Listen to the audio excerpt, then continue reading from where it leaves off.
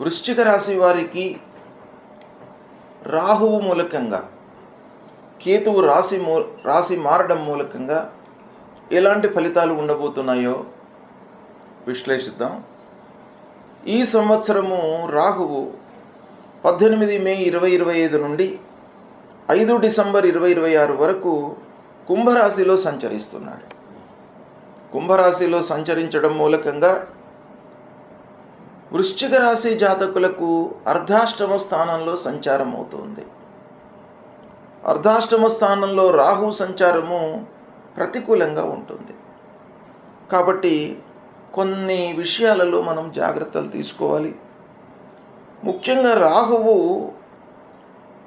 మానసికమైనటువంటి ఇబ్బందులను కలిగిస్తాడు. ఇది దృష్టిలో పెట్టుకోవాలి. అంటే అర్ధాష్టమ స్థానం మనకు సౌఖ్యము, ఆనందము, సంతృప్తిని ఇచ్చేటువంటి స్థానం లోపల రాహువు సంచరిస్తున్నాడు. ఆ స్థానకారకత్వము, గ్రహం యొక్క కారకత్వాన్ని మనం లెక్కలోకి తీసుకున్నట్టయితే ఈ సమయం లోపల, అంటే ఈ 1.5 year దాదాపుగా మీకు 1.5 సంవత్సరాలు ఈ కుంభరాశిలో ఉంటున్నాడు కనుక అర్ధాష్టమ రాహు యొక్క ప్రభావం మీ పైన ఉంది. కాబట్టి మీరు దీని నుండి బయటపడడానికి మీ వైపు నుంచి మీరు శక్తియుక్తులను ఉపయోగించాలి. అంటే మీరు ఎఫర్ట్స్ పెట్టాలి. ప్రతి విషయాన్ని కూడాను కూలంకషంగా ఆలోచించి స్టెప్స్ తీసుకోవాలి. ఇంటి వాతావరణము ఇబ్బందికరంగా మారే అవకాశాలు ఉంటాయి. అనవసరమైనటువంటి చర్చలు, భార్యాపిల్లలతో గొడవలు, కుటుంబ పెద్దల యొక్క సూచనలను మీరు పాటించకపోవడము, విద్యార్థులు చదువు లోపల శ్రద్ధ చూపాలి. ఏదో మనం బ్లైండ్గా చూచాయిగా చదివినట్టయితే మనకు ఫలితం రాదు. శ్రద్ధ పెట్టి భక్తితో ఏకాగ్రతతో మనం చేయాలి. అప్పుడు మీకు తప్పకుండా ఫలితాలు అందుబాటులో ఉంటాయి. ఇక ప్రతి విషయం లోపల కూడాను తొందరపాటు కలిగేటువంటి అవకాశాలు ఉంటాయి ఈ సమయంలో. అంటే తొందరగా రియాక్ట్ అయ్యి మీరు దాన్ని పరిగణనలోకి తీసుకుంటారు, ఆచరణలో పెడతారు. తొందరగా రియాక్ట్ కావడము కొన్నిసార్లు మంచి ఫలితాలను ఇస్తుంది, కానీ అన్నిసార్లు కూడాను అది అంత మంచిది కాదు. కనుక కూలంకషంగా ఆలోచించి సమయస్ఫూర్తితో నిర్ణయాలు తీసుకోవాలి. ఈ రాహువు ప్రతిబంధకం. మనము నిర్ణయాలు తీసుకోవడంలో మనను ఇబ్బంది గురి చేస్తాడు. ఇబ్బందులకు మన మనస్తత్వాన్ని అలా బిల్డప్ చేస్తాడు. అంటే సందిగ్ధ స్థితిలోకి తీసుకొని వెళ్తాడు. కాబట్టి మీరు కొంత జాగ్రత్తగా నిర్ణయాలు తీసుకోవడంలో మీరు కొంత ఆలోచించినట్టయితే మీకు అన్ని రకాలుగా కలిసి వస్తుంది. వర్క్ లోడ్ పెరుగుతుంది.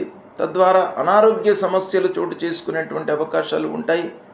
ఆది వ్యాధులు ప్రబలేటువంటి అవకాశాలు ఉన్నాయి. అంటే శారీరక ఇబ్బందులు, మానసిక ఇబ్బందులు, ఇంటి వాతావరణం మూలకంగా మీరు అస్తమానం అవే విషయాలను ఆలోచించడం మూలకంగా ఇబ్బందులను ఎదుర్కొనేటువంటి అవకాశాలు ఉన్నాయి. కాబట్టి రాహు మూలకంగా కొంత మనకు ఇబ్బందులు కలిగేటువంటి అవకాశాలు ఉన్నాయి. ముఖ్యంగా వ్యాధులు అంటే స్కిన్ ఎలర్జీస్, డైజెస్టివ్ ప్రాబ్లమ్స్, నేత్రానికి సంబంధించినటువంటి ఇబ్బందులు, దృష్టి దోషాలు, ఇలాంటివి మనకు కలిగే అవకాశాలు ఉంటాయి. అయితే అందరికీ కలుగుతుందా అని అంటే వాళ్ళ వ్యక్తిగత జాతకాలను అనుసంధానం చేసుకొని చూసినట్టయితే రాహువు యొక్క అనుకూలత, ప్రతికూలత అనేది మనం ఇదమిద్దంగా నిర్ణయించడానికి వీలవుతుంది. కనుక గోచార రీత్యా అర్ధాష్టమ స్థానం ప్రతికూలం కనుక కొంత జాగ్రత్తలు తీసుకోవాలి. భయానికి లోనయ్యే అవకాశాలు ఉన్నాయి, భయభ్రాంతులు.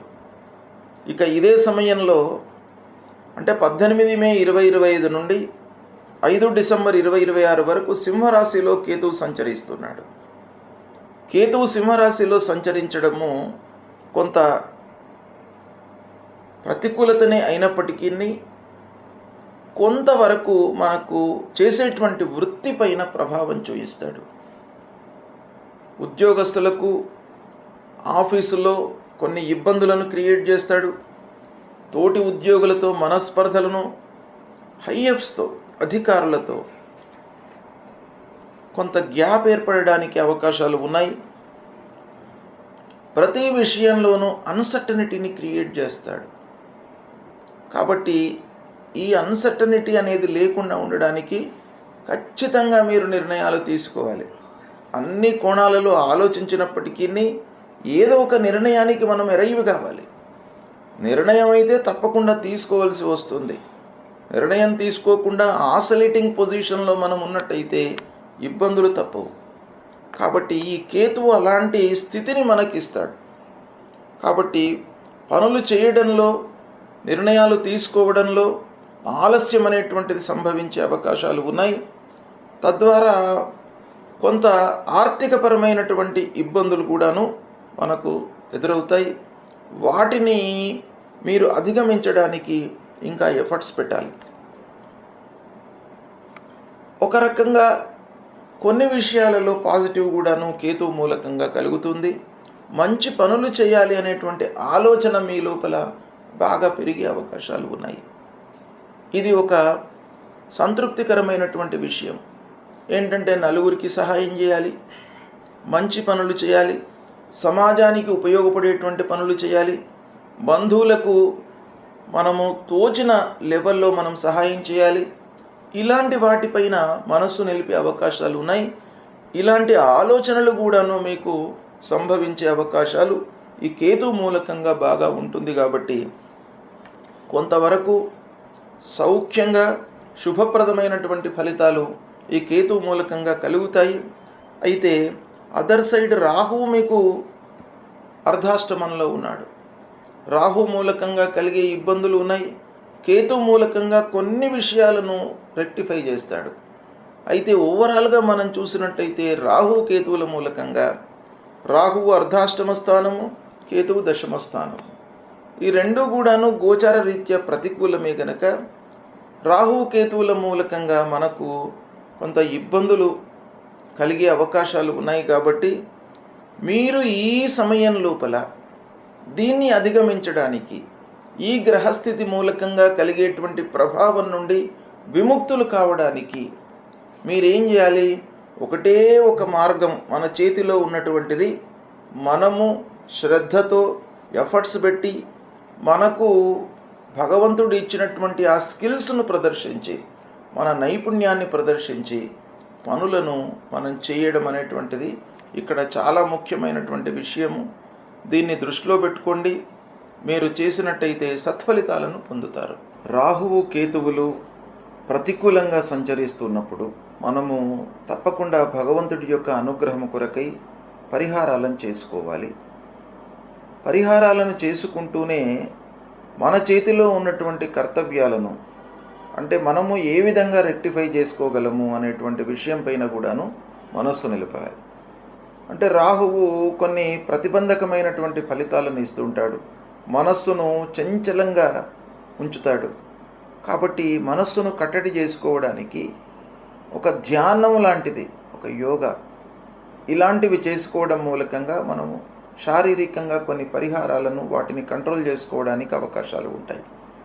ఇక రెండవది, భగవంతుడి అనుగ్రహం కొరకై కొన్ని పరిహారాలు.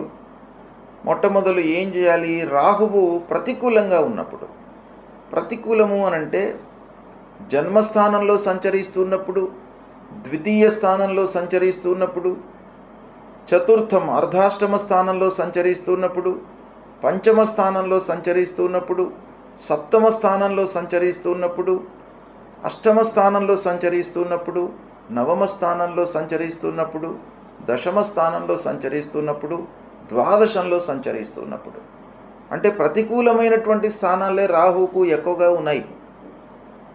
3, 6, 11 ఈ 3 స్థానాలే రాహువుకు శుభాన్ని కలిగించేటువంటి స్థానాలు. అయితే రాహుకేతువులకు ప్రత్యేకమైనటువంటి స్థితులు ఉన్నాయి. వాళ్ళు ఏ రాశిలో ఉన్నారో ఆ రాశ్యాధిపతి యొక్క అనుకూలత ఎలా ఉంది అనేటువంటిది కూడాను మనం లెక్కలోకి తీసుకుంటాం. కాబట్టి ఇన్ని స్థానాలు ప్రతికూలంగా ఉన్నాయి అనేటువంటి భయం మనకు లేకుండా మనము ఈ రాహు మూలకంగా ముఖ్యంగా జపం రాహువుకు మనకు శాస్త్రంలో చెప్పబడినటువంటిది అర్ధకాయం మహావీర్యం చంద్రాదిత్య విమర్దనం సింహికా గర్భ సంభూతం తం రాహుం ప్రణమామ్యహం అనేటువంటి మూలమంత్రాన్ని ప్రతినిత్యం కూడాను చదువుకోండి. జప సంఖ్య ఈ రాహువుకు 18,000 సార్లు శాస్త్రంలో చెప్పబడి ఉంది. 18,000 సార్లు మీరు జపించినట్టయితే రాహువు అనుకూలించి రాహు మూలకంగా కలిగేటువంటి దుష్ప్రభావము దూరమవుతుంది. అయితే 18 సార్లు మీరు చేయడం అనేటువంటిది ఒక రోజులో అయ్యే వ్యవహారం కాదు కనుక మీరు స్వయంగా చేసుకోవడం చాలా ఉత్తమము. మీరు చేసుకోలేని పక్షంలో వేరే వాళ్లను నియోగించి మీరు చేయించడము మంచిది. ప్రథమంగా మీరు చేసుకోవడమే మంచిది కాబట్టి మీరు ప్రతినిత్యం కూడాను ఒక 18 సార్లు రాహు మూలమంత్రాన్ని జపించండి. తర్వాత మినుములు దానం ఇవ్వండి. మినుములను దానం ఇచ్చినట్టయితే ఈ రాహువు ప్రీతి చెందుతాడు. గోమేధికం ధరించండి. రాహువుకు అధిష్టాన దేవత దుర్గామాత. దుర్గామాతను పూజించండి. దుర్గా దేవాలయానికి వెళ్ళండి. మహాకాళి, మహాసరస్వతి, మహాస్వరూపిణి అయినటువంటి ఆ అమ్మవారిని పూజించండి. దుర్గామాతను పూజించడం మూలకంగా మీకు భయభ్రాంతులు లేకుండా అమ్మవారు మిమ్మల్ని కాపాడతారు. కాబట్టి రాహు ప్రీత్యర్థమై దుర్గాదేవిని తప్పకుండా పూజించండి. అమ్మవారి యొక్క అనుగ్రహాన్ని పొందండి. ఈ విధంగా మీరు రాహువు కొరకై చేయండి. ఇక కేతువు విషయం ఆలోచించినట్టయితే కేతువుకు కూడాను ఇవే స్థానాలు ప్రతికూలమని శాస్త్రం చెప్పింది. 3, 6, 11 స్థానాలు అనుకూలం. అనుకూలంగా ఉన్నప్పుడు మీరు చేయవలసినటువంటి అవసరం లేదు. ప్రతికూల స్థానాలలో సంచరిస్తున్నప్పుడు మట్టుకు తప్పకుండా మీరు పరిహారాలు చేసుకోవడం మంచిది. కేతు ప్రీత్యర్థమై పలాశ పుష్ప సంకాశం తారకా గ్రహమస్తకం రౌద్రం రుద్రాత్మకం ఘోరం తం కేతుం ప్రణమామ్యహం అనేటువంటి మూలమంత్రాన్ని 7,000 సార్లు జపించాలి. 7,000 సార్లు అనంటే మీకు ఒకరోజు 2 రోజులలో అయ్యేది కాదు. మీకు దైనందిక కార్యక్రమాలు ఉంటాయి. ఉద్యోగరీత్యా మీరు పనులలో నిమగ్నమై ఉంటారు. వ్యాపారస్తులు వ్యాపారంలో నిమగ్నమై ఉంటారు. వివిధ పనులలో మనం నిమగ్నమై ఉంటాం కాబట్టి ఈ 7,000 సార్లు ఒకసారి చేయడం మనకు సాధ్యం కాదు కనుక ప్రతినిత్యం కూడాను మనం స్మరిస్తూ ఉండాలి, కీర్తిస్తూ ఉండాలి. కనీసం 7 సార్లు మీరు ప్రతినిత్యం కూడాను ఆ కేతు భగవానునికి ఈ శ్లోకాన్ని మీరు జపించండి. తర్వాత గణపతి కేతువుకు అధిష్టాన దేవత కాబట్టి గణపతిని పూజించండి. గణపతి దేవాలయానికి వెళ్ళండి. మీకు ఆటంకాలు రాకుండా గణపతి మిమ్మల్ని కాపాడుతాడు. ఉండ్రాళ్ళు నైవేద్యం పెట్టండి. ఉండ్రాళ్ళను మీరు ఆ నైవేద్యాన్ని మీరు ప్రసాదంగా తీసుకొని సేవించండి. అప్పుడు ఆ గణపతి యొక్క అనుగ్రహం లభిస్తుంది. తర్వాత కేతువుకు ఉలువలు దానం ఇవ్వండి.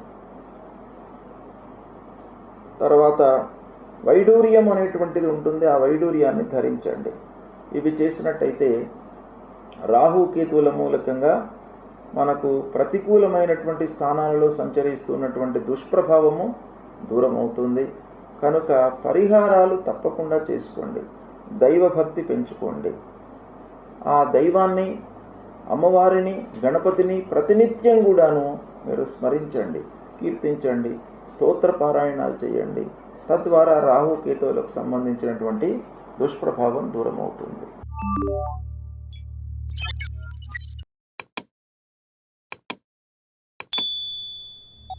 you